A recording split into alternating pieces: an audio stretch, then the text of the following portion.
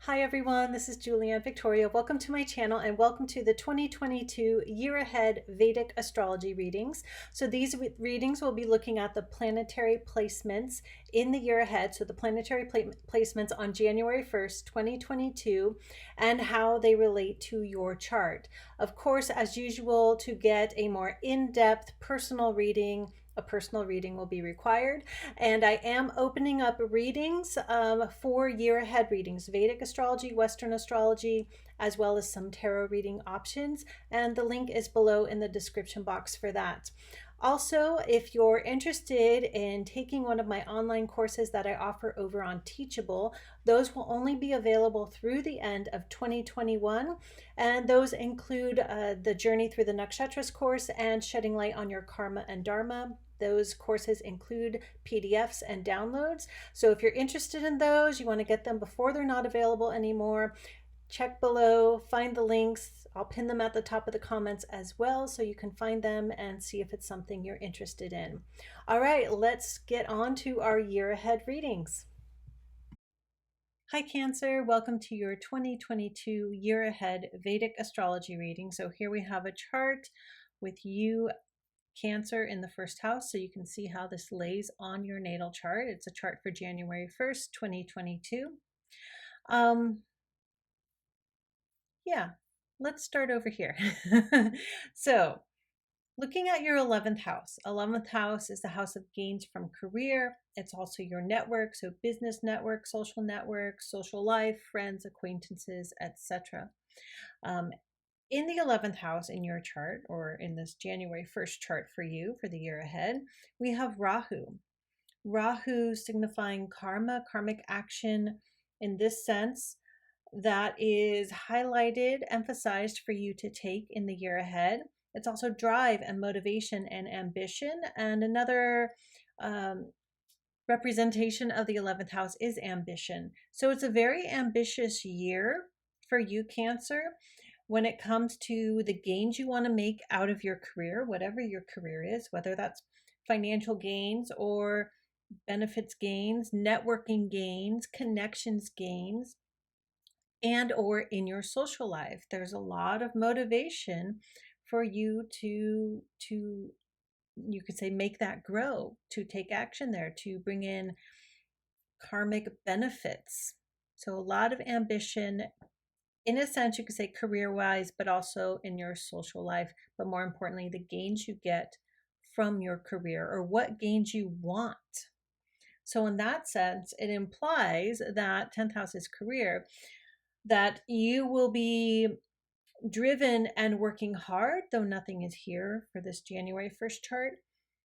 But because Rahu is here in this 11th, and those of you who really want to make gains in your career are very ambitious in your career path, and again, also social life, it's an indicator that your career will be growing this year. Now, how this lays on your natal chart, the drishtis and so on, will determine that more specifically for you. But if I have to say anything, be ambitious. Be ambitious in the year ahead. In a grounded way, right? This is a sign of Taurus, but be grounded and be ambitious. Okay. Let's move down here. I guess I'm going to kind of go backwards for you, Cancer. So in your 8th house, which is Aquarius for you, Cancer, 8th house is the house of death, change, and transformation, the occult, the mystical, the metaphysical, that which is hidden and secret. It's also a house of research. And you have Jupiter here in your 8th house, Cancer. Jupiter, the great benefic, bringing growth and expansion concerning 8th house matters. So that can play out as changes in your life, internal changes as well, because 8th house is very much an intangible energy house, but there are some tangible things. Inner transformation. But what I'm feeling most is esoteric interests are what is going to expand most for many of the cancers out there. Not every Cancer, of course. This could just be a lot of expansion in your inner transformation, but I'm really feeling the esoteric element of 8th house for you. Wanting to, and you know, your 8th house is the social sign of Aquarius, which may tie in with the ambition up here. Of course, they're, you know, the houses, the energies can work together, the social energy, 11th house and 11th sign of Aquarius. Um, but it really feels like an expansion of your interest and desire to study and research the hidden, the mystical, the esoteric, and that includes astrology, tarot, anything in the mystical realm, religious and spirituality wise. So I feel a lot of, yeah, just interest. That's the word that keeps coming up. Deep interest in researching and learning more about that. And then connecting to people. Again, Aquarius, the social sign, connecting to people to talk to. So maybe joining like an astrology study group. It could be joining a magical coven or something like that. Whatever you're drawn to. It maybe you just do it yourself privately. It doesn't necessarily have to be connected to this social ambition, but there can definitely be a connection there because of the Aquarius energy. Looking at your seventh house, your seventh house is the sign of Capricorn. Seventh house is the house of relationships, specifically spouse, partner, boyfriend, girlfriend, but it can also be business partners, best friends, people you're really close to.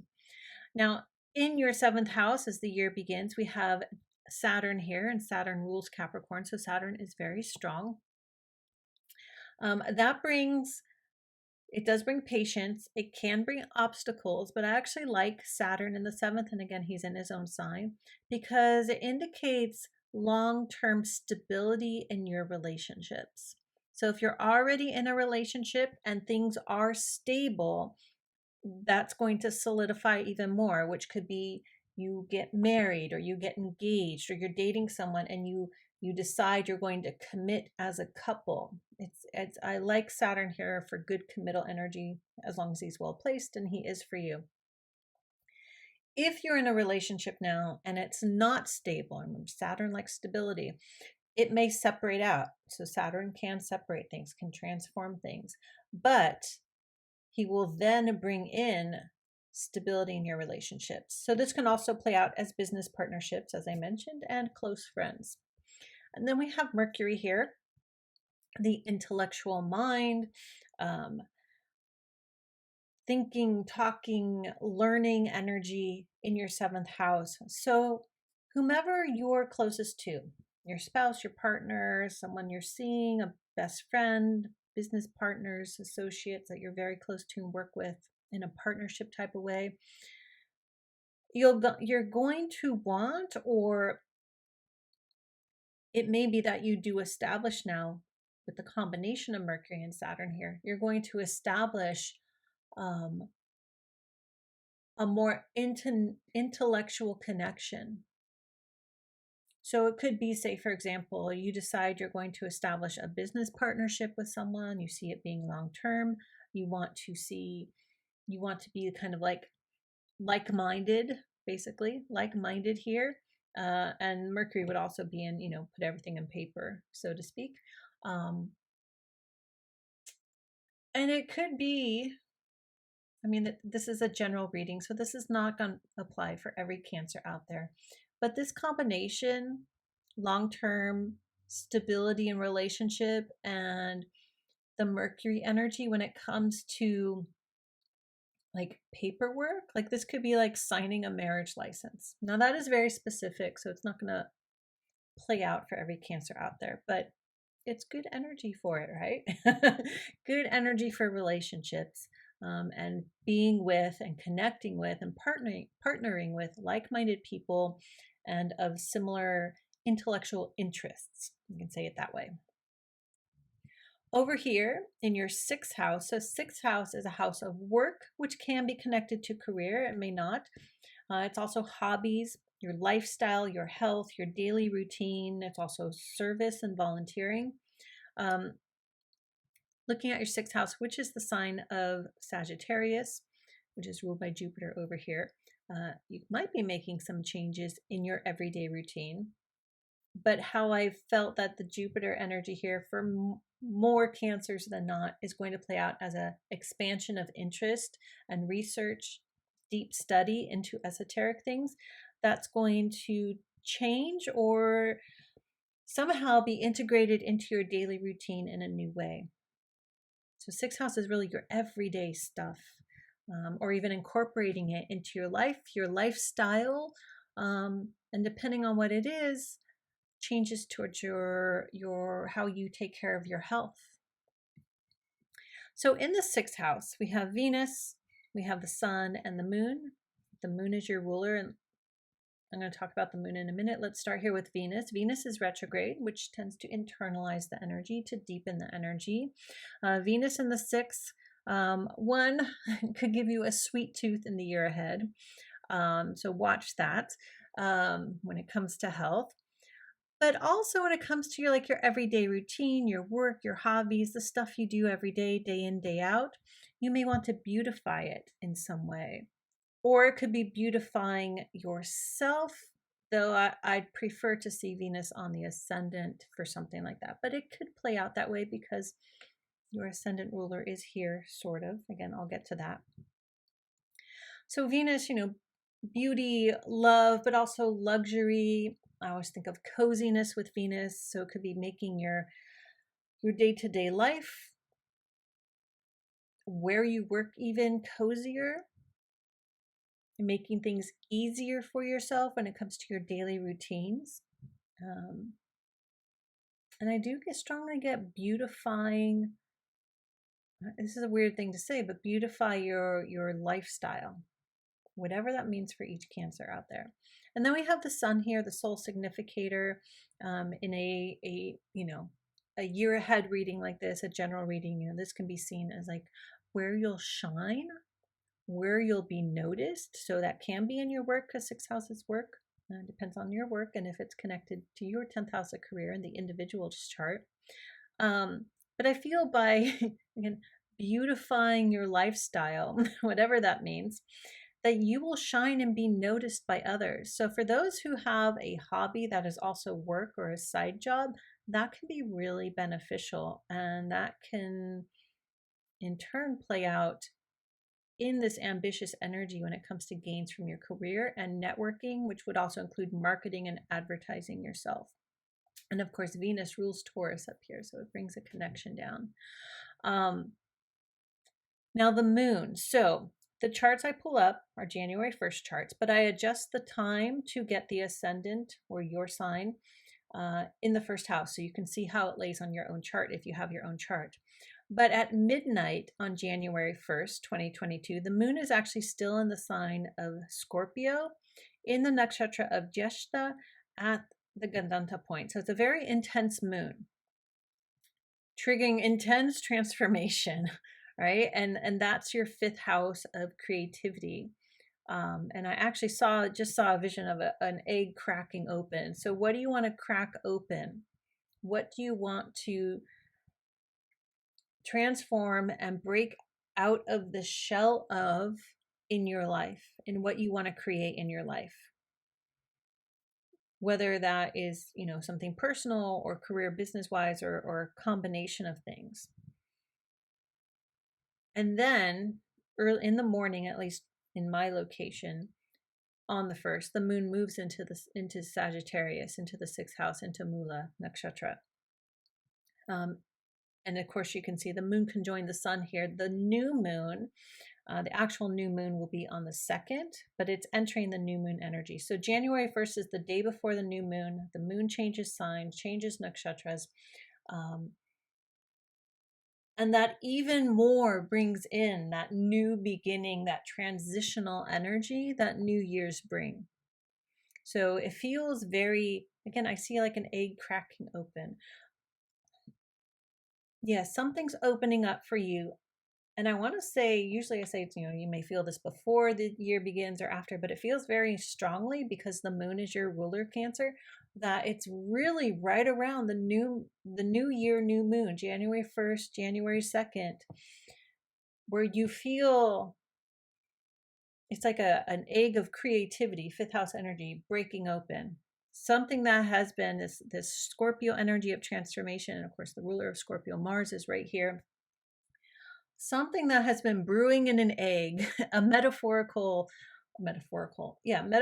egg, a symbolic egg, and it's cracking open just as the new year begins.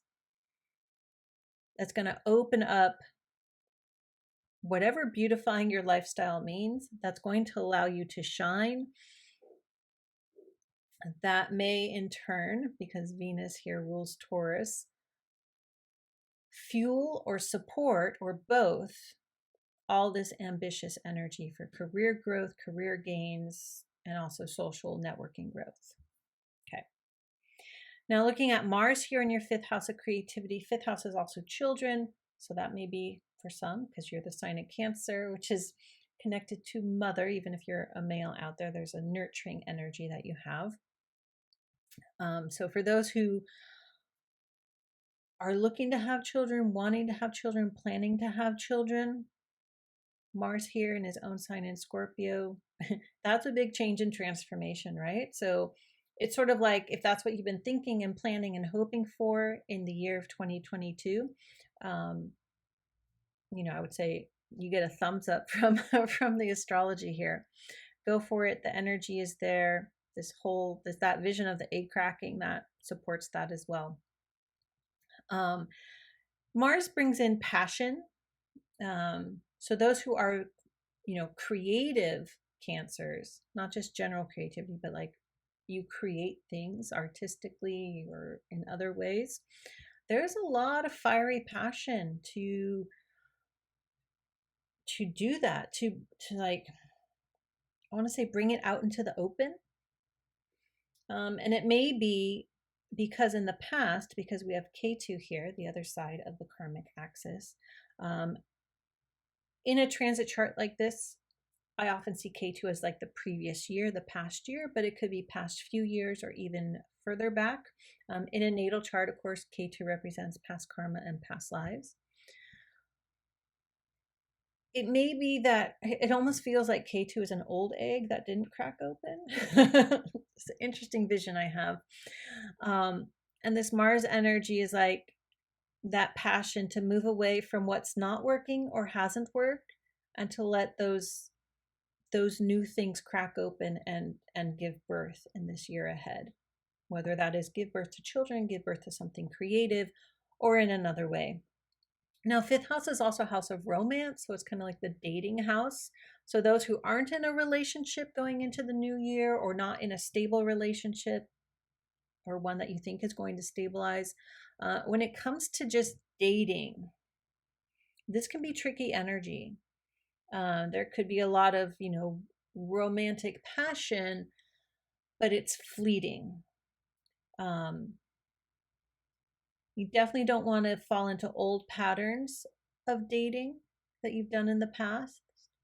And I do feel it's more important to transform some of that energy, transformative Scorpio, into your creative passion. Doesn't mean don't date, you can't date. But it's more like put out the vibe of you want something stable if that's what you want. If you don't, there'll be a lot of heated passion in your dating life. Okay. Yeah, I think that's all I want to say there. I would still like the strongest energy is here in relationships, establishing long-term relationships or building upon those, and the beautifying of your lifestyle, whatever that means for you, Cancer, and the cracking open of the new. Okay, that is your 2022 year ahead general overview, Cancer. All the applicable links are down below and pinned to the top of the comments. Thank you for watching and have a wonderful new year.